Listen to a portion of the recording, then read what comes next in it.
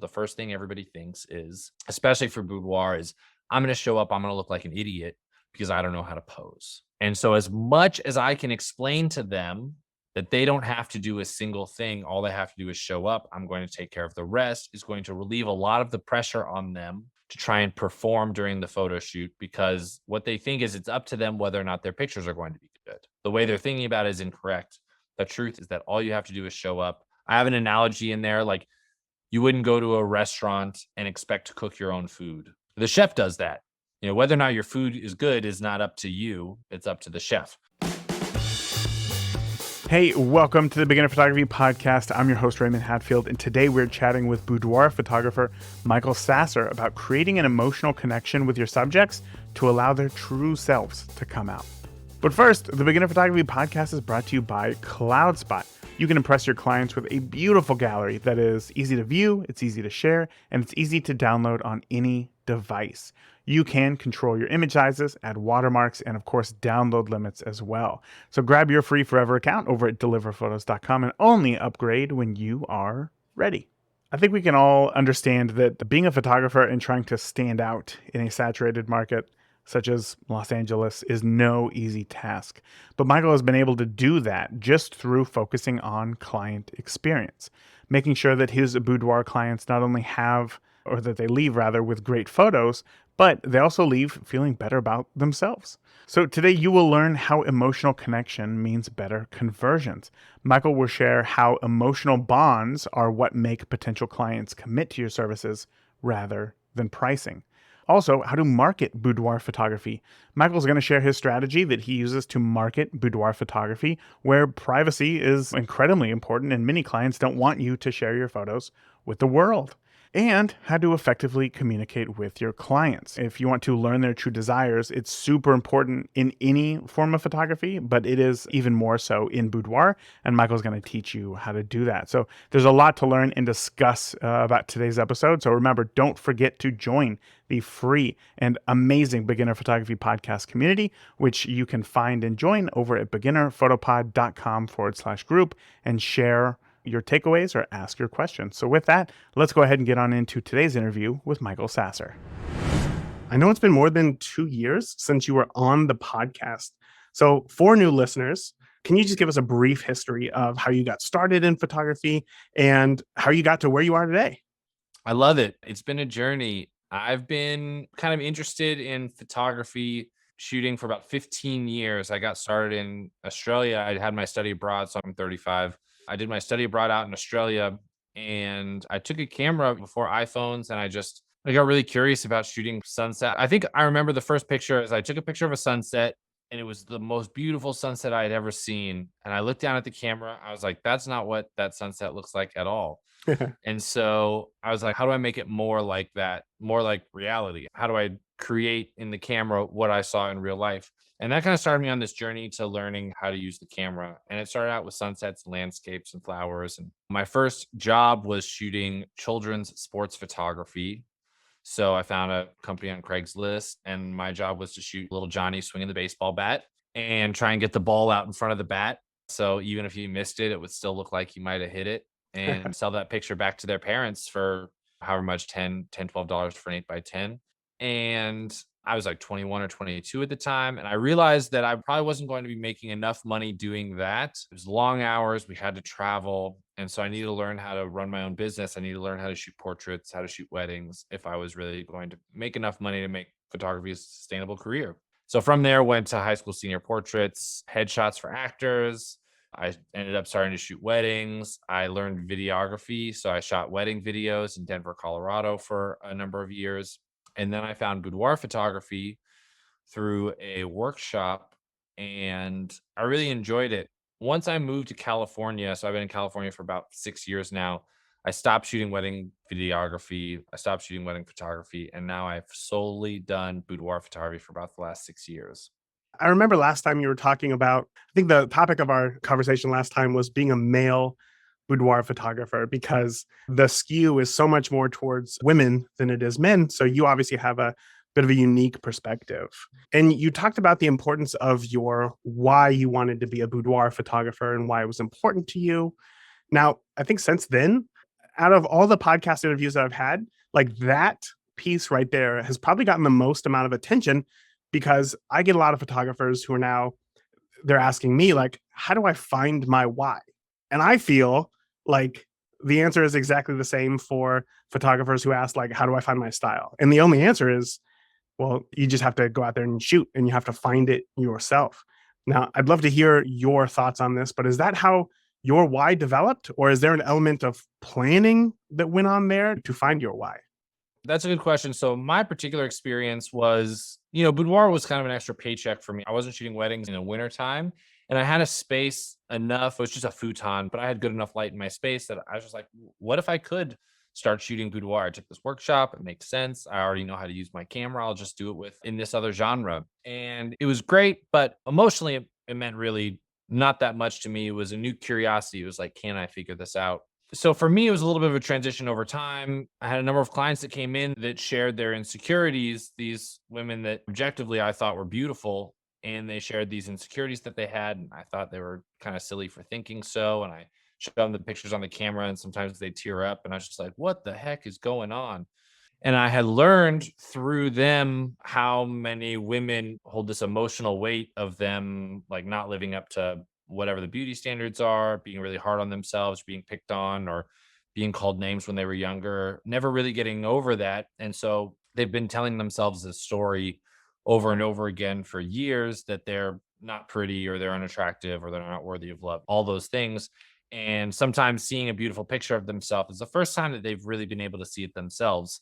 So that was sort of eye opening to me. And once I realized that, I got a little bit of fulfillment from being able to do this good deed, from being able to be a safe space or a like kind of push the needle forward for these women to be able to have something that I don't think I ever really needed to worry about image wise. I mean, I've had plenty of, am I going to be able to date the person that's going to like me back? But as Mhm. far as having the weight of that throughout my life, I haven't had to experience. So it was very cool to have that opened up to me, which is possible in a genre where it's mostly women. And on the topic of pretty vulnerable to get down to your lingerie and be photographed in front of a stranger. That was my experience. I would say that it's important if you're looking for your own, whether or not it's wedding photography. I'll share a story. I was on Clubhouse and they were kind of sharing a little bit about creativity. One woman said that she shot wedding photography because she's had trouble in her marriage and her parents didn't make it. And she found that she felt that if she could take good enough pictures that showed this couple's love enough, that when they're on hard times, they could look back at their wedding pictures Mm. and be reminded of why they started this journey in the first place. And that could Wow. give them some fuel, some support in making it through the hard times. Wow. Yeah. Wedding photography as a form of therapy or wanting to hold other people's marriages, make other people's marriages stronger. That's a why. Yeah. For anybody listening that doesn't really know how to find their why, what do you feel if you look back at your life and maybe what was missing or what you wish you could give or what you want people to be able to receive from your photography? I think those are good questions to ask in order to start to understand what fuels you outside of the wow, cameras are interesting, or it's so neat when I get a new lens, or if I do it this way, I earn more money. But really, what's the additional factor? What's the X factor that gets you excited to pick up that camera? Right. So for you, it evolved over time. You didn't start out from the beginning thinking this is going to be my why and work that way. Things changed as you progressed as a boudoir photographer. Yeah, I had no idea that that existed. I mean, it's a very talked about topic right now, but 7 or 8 years ago, it wasn't as much. And hearing enough stories from enough clients, being in the Facebook groups and hearing other stories and having people feel open enough to share with me now that I am in this genre is just more common than I thought. Yeah, So I've just been grateful to like have a lens into that, for lack of a better word. And that it took many experiences like that before it clicked for me, of you know. course. Yeah. So then when you get that, does your why now affect the way that you shoot? Does it actually change the photography or does it change the service that you provide to your clients? Yeah. So one of the things that's important to me is I've been told that my work is really honest, that my work is natural, There's a bunch of different photographies in niche. Wedding photography is a niche, high school senior portraits a niche, and then within that you can niche down as well. So Hmm. for me, I don't edit my pictures that much. My rules are, if it's temporary, take it out. If it's permanent, leave it in. So when somebody comes to me and they say, "Oh, well, I've got this scar on my leg from something. Can we just remove it?" I try really hard to get them to keep it in the pictures, Hmm. because I think people, skin is skin, and that's what skin looks like. And to spend all this time in the software to change what somebody looks like and they see the picture of themselves, I believe that in their mind, they're going to say, wow, I look beautiful after Photoshop and fancy lighting. And in real life, I know I'm not this, but for one moment, I can pretend. Yeah.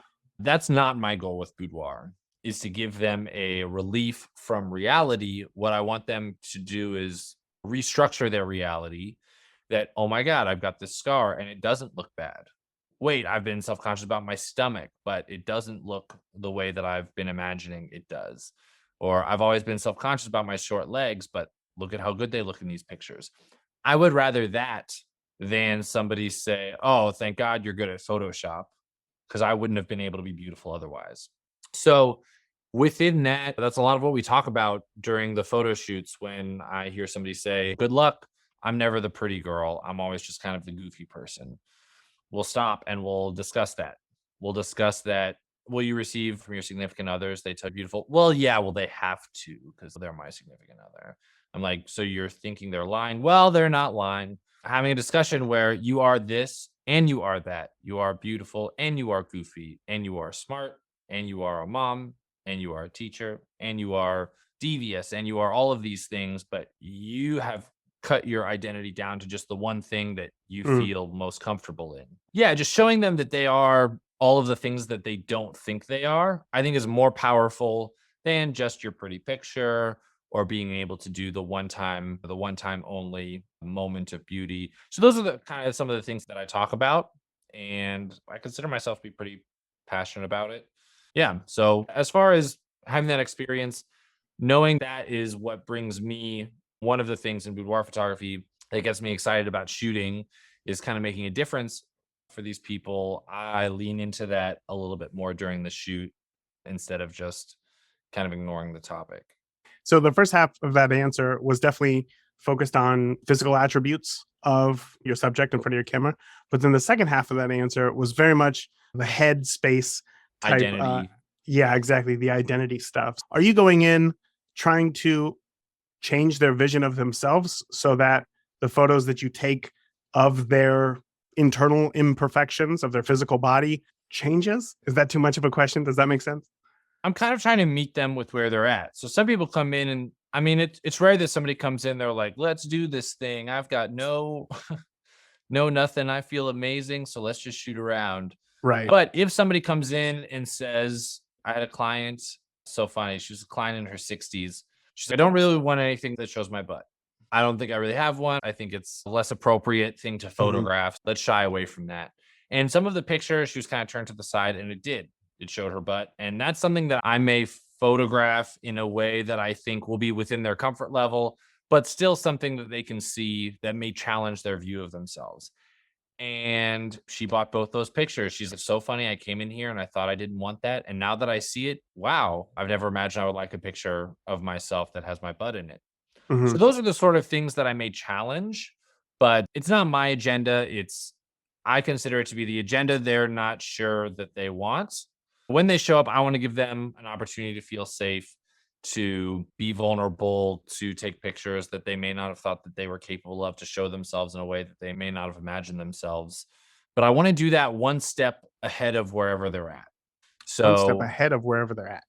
yeah, so if they come in, they say, I don't think I want any pictures that show my butt, that's pretty rare. Mhm. That's pretty rare. So for her, I'm going to try and be just one step ahead of that. Well, let me take something. And if you like it, that's great. And if you don't like it, that's okay too. Mhm. Whereas the next person may say, I don't want any shots with nudity in it. Okay, well, now we've been shooting for an hour. Do you think you'd be comfortable enough to do that? And then if they say yes, then we can try that. And then again, they'll be like, wow, I never thought I could do something like that. So more so, I'm trying to like hold their hand as they go Gotcha. through this experience themselves. And what I found, if it's photography for anybody listening and they're like, can I do boudoir? Can I not do boudoir? Can I try this? Can I not try this? Is it okay to do this? Like most people just need permission. Like they can do it themselves. I don't consider myself to be some magician or some I have all of your answers sort of thing. Right. More so, what I want to do is create a safe space that lets you know that you can step into it.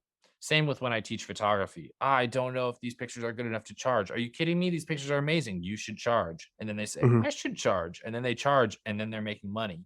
So I didn't do anything in that situation. I just gave them the confidence. I like opened the door for them to walk through. Yeah, of course.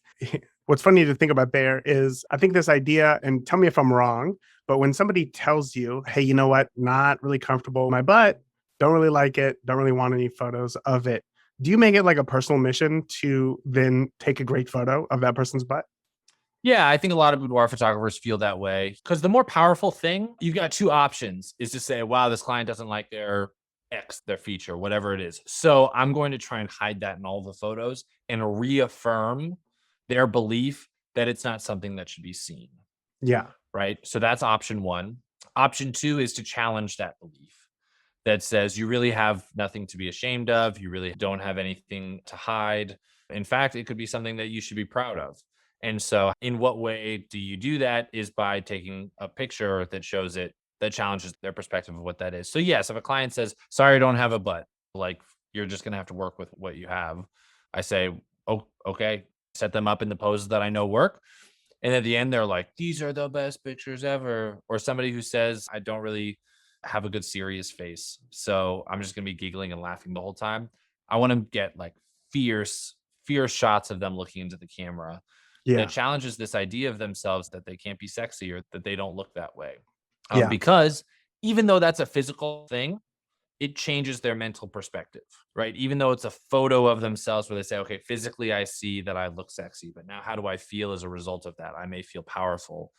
I may feel stronger. I may feel more dominant. I may feel more in control. I may feel all of these things. This is the Mhm. feeling that comes out of what the picture may look like. Throughout the shoot, you're showing pictures of just the back of your camera to reaffirm that they are looking good and that this is turning out well.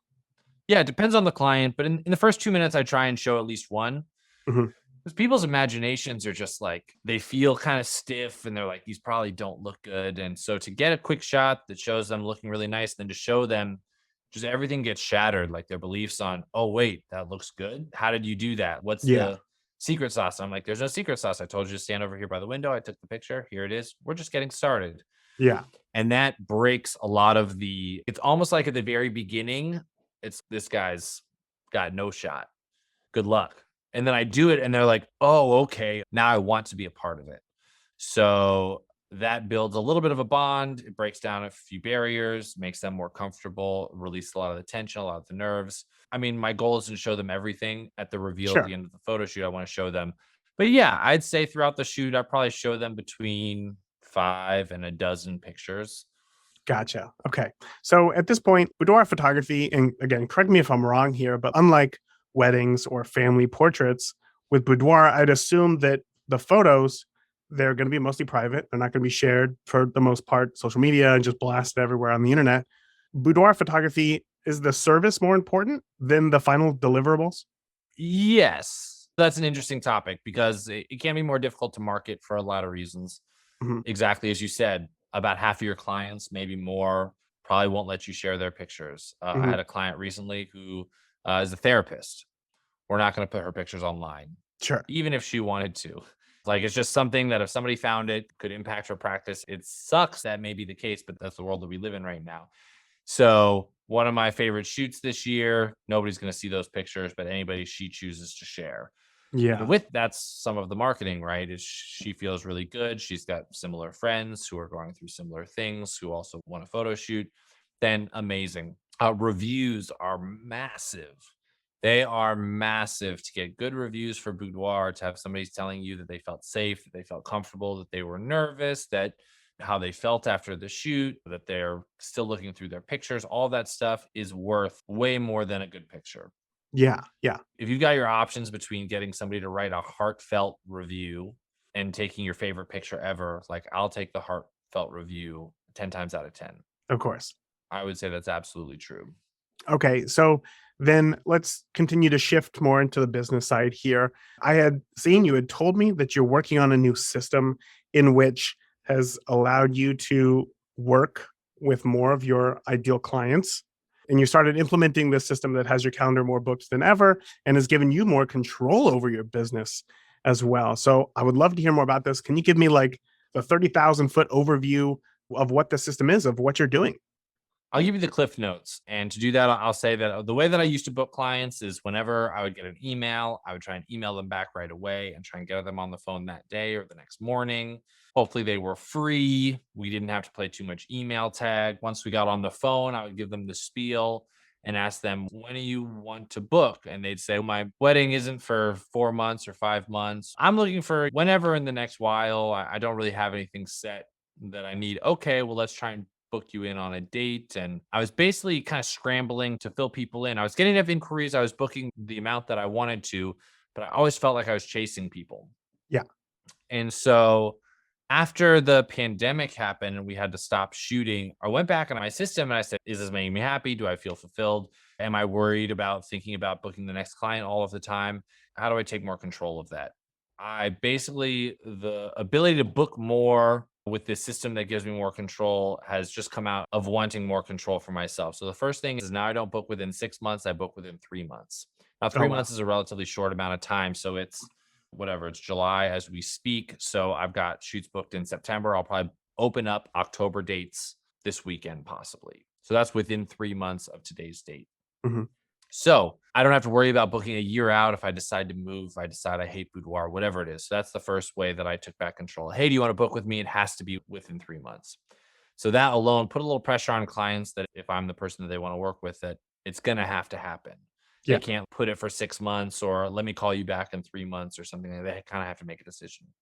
The next thing I decided was I've always only wanted to book 6 shoots a month, but this time I literally have capped it. And now I let people know that I've got a limited number of shoots that I can book every 6 months or every 3 months is 6 shoots per month. Mhm. So with that, now there's another level of, wow, I really need to get into book with this person. Otherwise, they're going to fill up their dates. And then the very last thing that I did in order to stop needing to message everybody back right away was to build a wait list, which means that when somebody comes to my website and they want to book with me, they put their email address in and it starts to send them a queue of emails that helps build rapport. And the first email says, wow, thanks for taking the first step. You have now been added to the wait list. You're going to need to wait and look for when dates open up again. Yeah. So this again creates, oh my God, I can't even book right now, even if I wanted to. This person must be really good. They must have a lot of people who want to work with them. So now I need to be really on it if I really want to book with this person. So with that, I've been pretty much hitting my 6 shoots a month, sometimes seven, depending if I open up an extra date. If I can tell somebody really wants to work with me and they're going to be an Mhm. amazing client, they're really going to appreciate it, I'll open up an extra date or two. But it's been working pretty well since April, May, about the last 4 months. So I implemented it in February is when I started Mhm. doing it. It took about 2 or 3 months to really get going, but now I've refined some things. And yeah, everybody, I talk to my makeup artists while they're getting their hair and makeup done. I stay there for the first 30 minutes and then I come and I sit down in the office and I get some work done. And they've been telling me that, wow, everybody is so excited to be here. They really feel lucky to have gotten a chance to shoot with you. Wow, I can't believe I was able to get a spot. I'm really excited. I've been wanting to do this and I really feel like this is going to be the one. I can't believe I'm here. That kind of energy is really exciting because it means that when I ask them to do something or I want to lead them through something, maybe give them outfit tips, they're really going to be hanging on every word because they really trust that I'm the professional and that I'm going to guide them in the right way, which can be a difference from if you've got a client who's sort of like, I didn't really look at the websites and I just booked the first person I found and I showed up with a baseball jersey and a trucker hat Sure. and a bow and arrow and I was like these are the things that I want to shoot with. Whatever they're into that you may not connect to, Yeah. but because there hasn't been enough connection or excitement to shoot with you specifically, you can kind of get an array of people. First of all, I love that. Thank you for sharing that. I want to dive just a bit deeper into that because I know that when we first start off Essentially, we are looking like we just want every client that comes our way until you get to a point where you realize, oh, wait, I'm actually working with a lot of people who are not my ideal clients. And you had mentioned that this is helping you get more ideal clients so that now when they're there in your studio, they're saying, oh my gosh, I'm so lucky. I'm excited to be here, that you've really built up that connection. So, is the way that you're building that connection and finding the ideal clients or filtering out who is your ideal client versus not your ideal client through the series of emails that you're sending them leading up to offering dates available? It's a number of things. The first thing that I don't want people to think is that you have to do one extreme or the other. So usually when people who are just starting, they're like, well, I don't have a whole bunch of inquiries coming in. I have to chase everything, which is true, which is what I did, which is what everybody does when they first start. But the way in which you approach it doesn't have to be in a format which you are chasing. So some of the language on your website can show it starts on your website, in the emails that you send, in the way that you talk to them on the phone. These sort of things, what you're trying to do is not necessarily alienate anybody, or you're not trying to book so little that you don't get work. What you're trying to do is show them that you're somebody who's worthwhile shooting for, shooting with, more so than you would feel lucky to have their business. Hmm. So it's basically that swap. So in the emails, I'm discussing different topics. So one of the topics I'm discussing is posing. So the first thing everybody thinks is, especially for boudoir, is I'm going to show up, I'm going to look like an idiot because I don't know how to pose. And so as much as I can explain to them that they don't have to do a single thing, all they have to do is show up, I'm going to take care of the rest, is going to relieve a lot of the pressure on them to try and perform during the photo shoot, because what they think is it's up to them whether or not their pictures are going to be good. Hmm. If I don't know how to pose, my pictures are going to be bad. If I don't know how to look, my pictures are going to be bad. And so one of the emails is dedicated to explaining that the way they're thinking about it is incorrect. The truth is that all you have to do is show up. I have an analogy in there. You wouldn't go to a restaurant and expect to cook your own food. Mm. The chef does that. Whether or not your food is good is not up to you, it's up to the chef. That's what one of the emails discusses. Another one discusses the movie I Feel Pretty, which Okay. is just such a great movie. And it's basically a woman who has never felt pretty in her life. I think it's Amy Schumer, and she bumps her head, and all of a sudden she looks herself in the mirror. She's like, whoa, I'm hot. And nothing changed except just the way she perceives herself. And you get to see her move through the movie the whole day as somebody who believes that they are beautiful instead of somebody who believes they're taking up space in this world.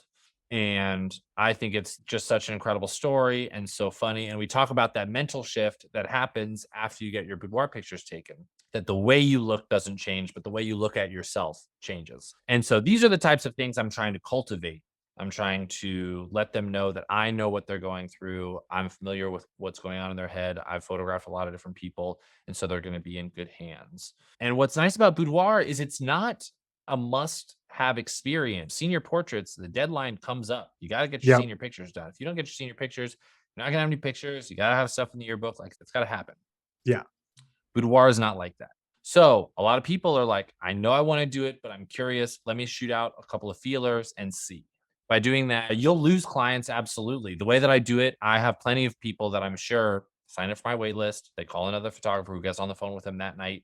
They book with that photographer. Hmm. I'm okay with that because my own personal goals are 6 shoots a month within 3 months. As long as I book those 18 clients, I'm okay if 1,000 other people hire 1,000 other photographers. So it's important to set your goals as to how many you want and within what time frame, because otherwise, if you're booking 6 shoots a month at $6,000 or whatever your first year of photography, you're making $80,000 a year, which is amazing. Yeah. If you try and book 100 people a month, you may only book one Sure. because nobody's choosing you for you. Hmm. Again, I feel like my mind is going in a million directions right here. That was a great explanation. And I know that setting up these emails, we can all figure out whether it's ConvertKit or MailChimp or whatever it is, it can be done. But I guess, how do you just say that you get out of, I don't know, 30 inquiries on your wait list for the month? Say that you get 13 who you think are going to be real good fits. I guess, how did you come up with that decision? And what do you do at that point if you only have 6 dates? We get on the phone. And I think boudoir, especially, it's important to get on the phone. There's some photographers I know who book over email, and Hmm. they book a ton. And I think it's crazy. I would never book somebody without first speaking to them on the phone. So we get on the phone. Once they sign up for the email list, I'm going to send out an email that says, hey, everybody, this Saturday is a chance to book your photo shoot. Sign up for a time. There are 12 slots. And then the slots populate and I get on the phone with them and we talk. Why are you interested in a boudoir shoot? Unless somebody like really gives me the heebie jeebies, I'm not going to say no. I've had that happen 2 or 3 times where I've said, well, let me double check my calendar and I'll get back to you. And then I've decided that they're not the right client for me. But Right. pretty much everybody by that point, I think when people are first starting out, they have a hard time showing their brand, showing like, this is what I'm about. Here's the type of photos you're going to get. This is what past clients have said. Here's a video of me shooting. Those sort of things answer a ton of the questions so that when you get on the phone with them, they're already like, hey, I read that review where the person said they were nervous and then they had a great time. And hey, I read your about me that said you went through something when you were younger and that's why you're shooting boudoir now. Hey, I clicked through your portfolio and I can imagine myself in your pictures. If they do all of those things, by the time they get on the phone with you, it's going to be much easier to convert them. Yeah. But if you've got 3 or 4 photos and you say, I like boudoir because I like making people feel pretty, and your testimonial says, Michael was a great photographer, I'd highly recommend them, it's going to be much more difficult. First of all, that person who calls you could be anyone. Hmm. And secondly, it's going to be much more difficult to connect with them because you're going to have to do so much of the work over the phone Yeah. versus already having some of that work done for you. So when you're 10, 15 years into business, you can get at the point where you can book people over email because you got enough reviews and you got enough this and that and the other. When you're first starting out, to precede your phone calls, work on your past clients to get as many reviews as you can, put those everywhere on your website. If they do sign up for an email list, put those reviews in that first email. Here's a recent client, what they said. They said they were really nervous. They've never done anything like this before. They thought they were going to look silly, and now they can't stop staring at themselves. That's going to connect with your potential clients. They're going to say, okay, that's exactly the experience that I want. I'm going to choose them over the person who just said, Michael was a great photographer. I highly recommend them. Right. The phone call is a chance to listen to why they want to shoot boudoir or any genre. When somebody says, hey, I'm interested in high school senior pictures, why is that important to you? When the mom says, hey, I'm looking for a high school senior portrait photographer for my daughter, or we're making a few phone calls, and you say something around being able to look back at these pictures at this time in their life when they're growing up. And do you remember like the first time they got pictures when they were like 3 years old or babies or something? And you can connect on that topic.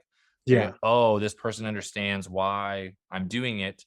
I want to hire this person. Then once you get to price and stuff, it's much easier for them to spend money because now they want to hire you for more than just how much you cost. Of course. You know what I love? I love how you broke down so easy, not only how that works, how you put it into practice, but also that it can be applied pretty much to anything else with that last example there. Like, I'm thinking of 3 or 4 ways that I could use that just in my own wedding photography. And I mean, again, it just increases that demand for your services. And in a time where it comes to like weddings, I know with me personally, with weddings, it feels very much like clients don't really know what it is that they're looking at, but there are so many different, as you said, sub niches of wedding photography that it really comes to education and figuring out how you get the right information to your clients. And I think I'm going to sit on that for a little bit and brainstorm how I can put that into practice because I really think that that's going to make a huge change. And again, for really any style of photography. That's great. And especially for wedding photography, I would say that that is something where people typically call a lot of different people. And the conversations could be relatively similar. Well, how did you guys meet? Yeah. If you can find a question that's less common to connect with them on, to be the person who's like a little bit different, who asks like a little bit more interesting question, I think that's a good way to help you stand out as a way to, yeah, everyone wants to know, how did he propose? Well, let me tell you for the thousandth time, because I've told 1,000 other people, Yeah. it can be not that those questions don't have relevance, but as far as the same way to ask, why are you interested in a boudoir shoot and share a similar story that you've gone through, or for people that I've known in my life, or to dig a little bit so that they feel like, wow, I'm opening up to this person a little bit. I must be comfortable with this person. Now I feel like I want to hire this person specifically is a much more powerful tool to book your clients than how much do you cost, Yeah. because that's just a number. Right. Right. And it doesn't tell anything. It doesn't tell you anything, unfortunately. There are so many photographers who I would say are within my same price range, but are wildly different in terms of styles. And it's really unfortunate because now I feel like the weight falls on me because I have to make sure that I'm not going to take a client who wants a certain style that I'm not an expert at delivering. You know what I mean? So yeah, I could see how this could be an amazing thing here. I really appreciate you And sharing how all and the this last works. thing I want to yeah, the last thing I want to say about that is there's a lot of discussion on like, oh, you shouldn't charge $100, you shouldn't charge $200.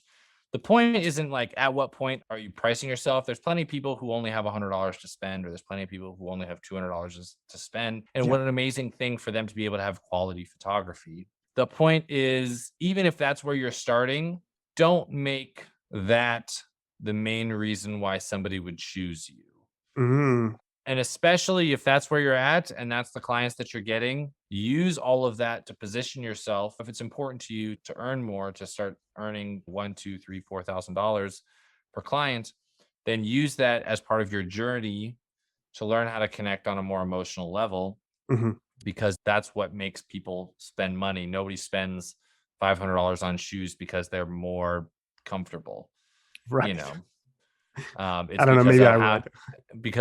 how it makes you feel when you're Yeah. wearing those shoes, right? Yeah, of course. This has been wonderful. Michael, I hate to cut it off here, but I know that we're coming to the end of our time and you have just shared so much. Once again, you are an open book and you're more than happy to talk about exactly how your business works, which I think is great, especially in a world of, I don't want to say that boudoir photography is very secretive, but just in its very nature, it feels more private than other forms of photography. So for you to be that person to say, hey, I'm here, I'm open, I'm willing to help, I know like how this works and you can do it too, is very refreshing. And I can tell it comes through in all of your answers. So I appreciate you being so open and honest with all of your answers today. Absolutely. I appreciate that. First of all, I think boudoir is an amazing genre and it does a lot of good for the world. And the more people that are good at it and charge what it's worth, the more everyone will start to understand its value. You could think, oh, if more people know about it, then I won't be able to charge as much. But something really funny happened when Starbucks came out. They thought they were going to put all the other coffee shops out of business. But what it did was create a coffee culture that all the little coffee shops started to get way more business too, Yeah. because Starbucks brought coffee to the mainstream more so. And now everybody knows the value of having a nice warm cup of coffee in the morning. I don't drink coffee, but for most people, it does. And same for boudoir. The more people who are good at it and can connect on an emotional level and take quality pictures, the more everybody wins. What do you do to get ready in the morning if you don't drink coffee? Uh, I just get 8 hours of sleep and You wake up ready to and go. You're just and I excited for the come day. sit down on my computer and start clicking away. That's awesome. Well, Michael, before I let you go, why don't you let people know where they can find out more about you and what it is that you do online? Absolutely. So I basically have a couple of channels at which you can connect with me. If you guys are looking for free tutorials around boudoir, then I've got a YouTube channel that has a ton, 75, 80 videos on the topic. I mean, you could just binge watch a ton and get started, which is really exciting. So that's the first thing.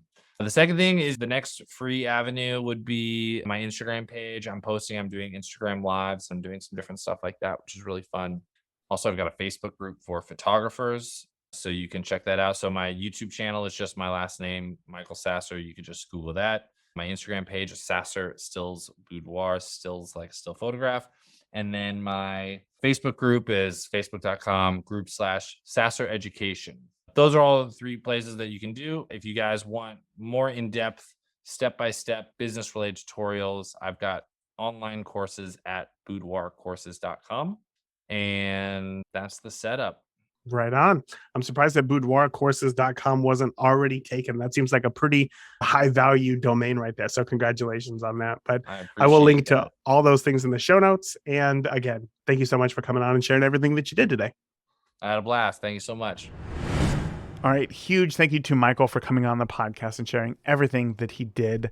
How about we go ahead and recap what we have learned today? The first thing is to build emotional connections. When you are communicating with potential clients, build an emotional connection by telling stories rather than focusing on features or number of products or photos that they may get. When you're able to understand your client's motivation for booking you, then you'll be able to make them feel way more comfortable and excited about their shoot. Next, implement an effective booking system. I loved this one. When you respect your time, your clients will too, meaning structure a work schedule that works for you, whatever your ideal is, whatever your dream is. And that means setting very specific shoot times to a defined window, capping the number of shoots that you will take. And if you got to make a wait list, make a wait list because that will create exclusivity. So good. And lastly, showcase true beauty. This right here is the mark of a true photographer. Learning what somebody does not love about themselves, and then being able to capture them and their self-imposed imperfections and be able to still create an image that they love, not only love, but then builds their self-confidence. That is truly amazing. You know, it's not about Photoshop. It is about the in-person experience. So that is the last takeaway there. I want to hear your biggest takeaway from this episode here with Michael Sasser. Feel free to share it in the free and amazing Beginner Photography Podcast community, which you can join right now over at beginnerphotopod.com/group. That is it for today. Remember, until next week, the more that you shoot today, the better of a photographer that you will be tomorrow. Talk soon. Thank you for tuning into this week's episode of the Beginner Photography Podcast. If you enjoyed today's episode, please share it with a friend. Start a conversation. Grow together. That is it for this week. Remember, the more that you shoot today, the better of a photographer you will be tomorrow. Talk soon. Thank you for listening to the Beginner Photography Podcast. Keep shooting, and we'll see you next week.